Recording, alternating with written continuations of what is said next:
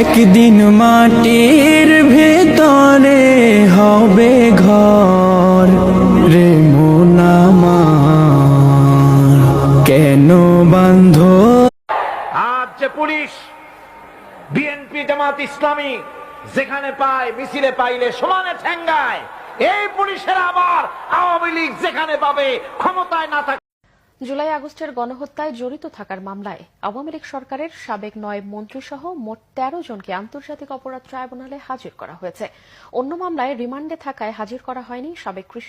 অভিযুক্ত যত শক্তিশালী হোক, যে বাহিনীর হোক, তাকে ছাড় দেওয়ার কোনো সুযোগ নেই। কেবল দেশে নয়, গুম, খুন ও জুলাই আগস্ট গণহত্যা। ইন্না লিল্লাহি ওয়া ইন্না ইলাইহি রাজিউন। تغمد الله خادم الحرمين الشريفين الملك سلمان بن عبد العزيز بواسع رحمته وغفرانه وأسكن